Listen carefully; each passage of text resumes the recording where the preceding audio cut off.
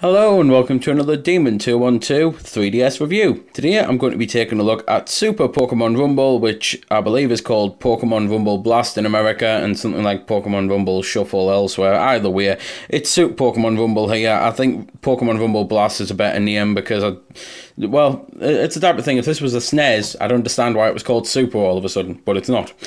So, if you've never played it before, it's a sequel to the WiiWare game, which I did kind of rave about. I said there's potential there, but it wasn't a great game on the Wii, and this is the same thing. They've done a lot of progress and made this it's mind-blowingly better than the first one. They've done such an improvement, but it still could stand to be a bit better. I'm glad I waited to get the game when it was on sale, because I don't think it's worth full price, and I really hope they finally nail the formula with the third one. So, a couple of things I can mention. Firstly, I've got someone sitting in with me who's got the game, so I'm going to be able to show off the multiplayer, and it's pretty much what I'm going to be showing off. But this is the main hub, so I thought I'd show that off, where you can view your collection, you can view your information. That's the two players, so I'll be going there soon. You can buy moves for the Pokemon toys from the vending machines. You can go to the shop and you can invite people to your shop and that, and you can do Street Pass stuff as well, but I'll mention all that once I've made the connection and started to actually play the game. So here I am with someone. You can go over to gift exchange if you want, but you've got to do that once you've both cleared the game. And speaking of both clearing the game, in order to play the co-op, you have to clear levels, and you can only play the levels that you've cleared with each other. So, for example, I've only got available here the first world. So I'll go on the first level. Well, it's technically the first level. It's the first real level, because the first level is only a basic, regular training level type thing that you only actually get to play once. That's pretty much my first gripe with it, though, the fact that you both have to have cleared the levels in order to play them. It would have been really nice to be able to play the game full co-op all the way through from the start.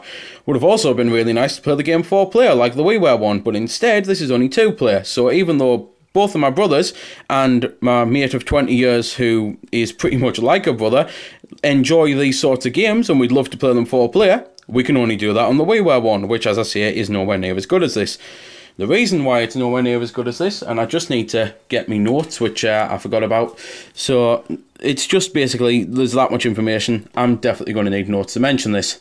Firstly, it's got 16 different locations and then a few unlockable ones, which are things like world rankings and that, and they allow you to play and, well, to go for the world rankings.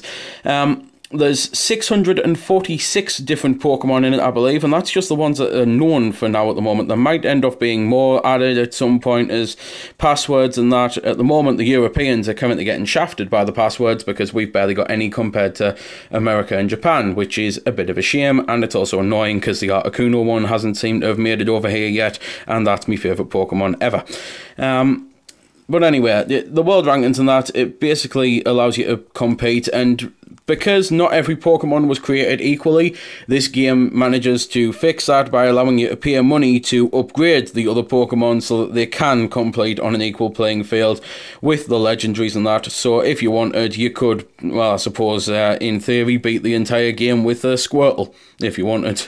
As I say, rather than leveling anything up and all that. There's obviously no evolution in the game either, because it's not that sort of game. It's the whole point is they are toy Pokemon.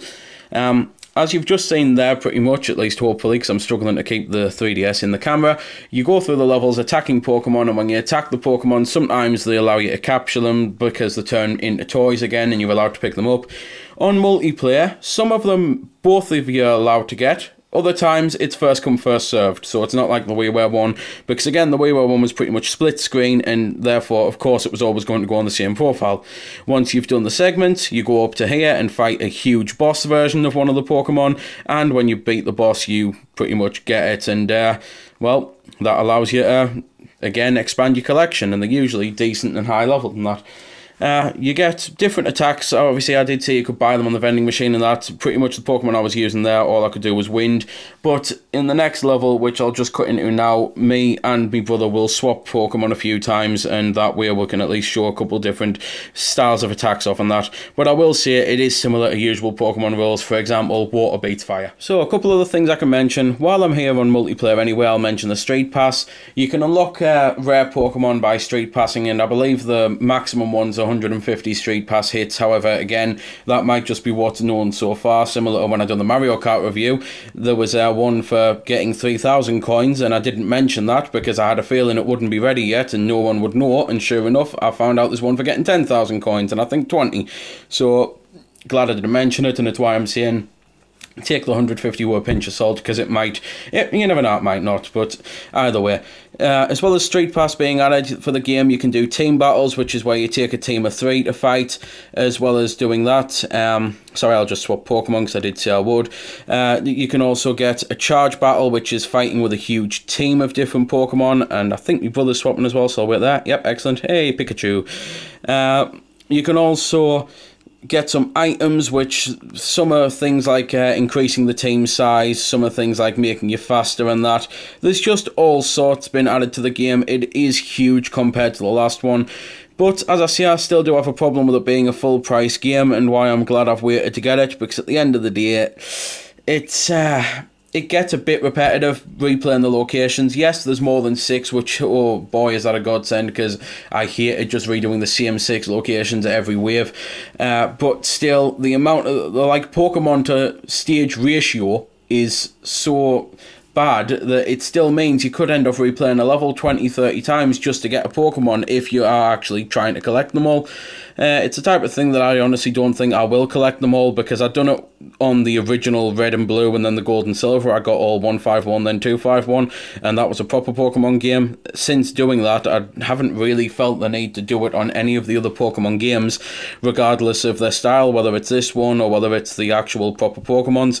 But if you are up for that sort of thing, then, as I say, it might get a bit repetitive and boring for you, which is why, again, I don't think you should pay a full price for it if you are planning to do that. I think you'd enjoy it much more if you wait for either the price crash, which is currently seen to be going on now with the holiday sales, or just for another one as well, because it'll probably drop again.